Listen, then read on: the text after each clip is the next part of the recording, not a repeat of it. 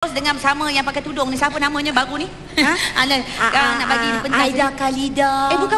Apa? Yang Dinas, Jihan Miskin dan juga Kebas Lidah. Irma Hashmi.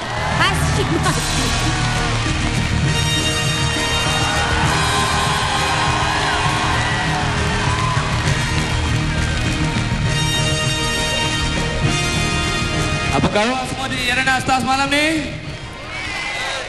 Baik, dan Assalamualaikum kepada semua yang menonton di rumah.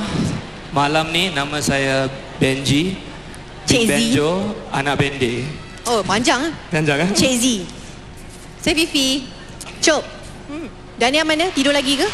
Tak, dia dengar Abang Fu kat sana. Ya, sebenarnya saya ada merajuk sikit dengan Dania. Apa Sal? Sebab yelah kerja dia daripada Malaysia ke Korea ke Perth. Tapi dia main tarik tali lagi dengan Benji ya. Sian kau. Ya, jadi sekarang ni saya dah berubah arah. Saya mengejar seorang lagi pengacara yang hot dan seksi. Siapakah? Nama dia Luna Latisha, ada tahu? Tak. Tak tahu. Maya Karin tahu? Tahu. Itulah dia watak Maya Karin dalam filem terbarunya Chun. Chun. Okey. Betul nak try Maya Karin ni? Dalam filem je lah. Okey. Kat luar? Kat luar tak berani, nanti kena kejar orang lain. Ya. Chun lah macam tu. Okey, sekarang ni kita akan saksikan siapakah calon-calon untuk penyampai radio wanita popular. Penyampai radio wanita popular. Saya Farah Fauzana, pagi anda di Hot FM. Masih lagi bersama dengan Raja Azura, dan saya kiriman Edi SMS Fana, daripada Ana Teluk. Sharifah Alia, Selamat pagi di Seven Music. Linda On. Anda terbaru bersama dengan saya Linda. Penyampai radio wanita popular.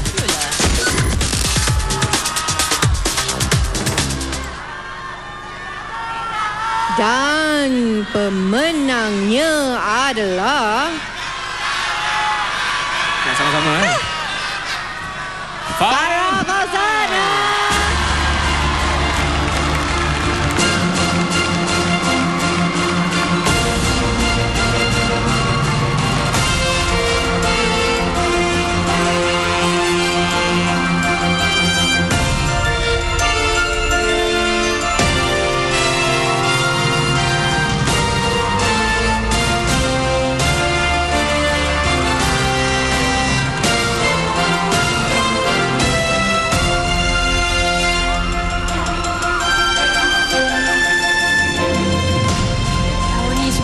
Panjang kali ini.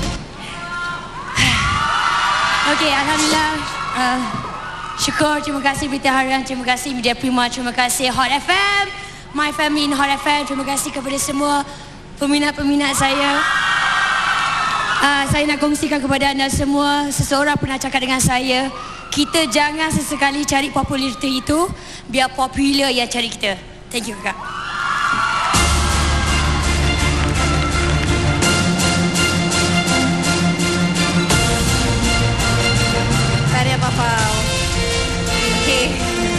Kenapa sengih-sengih?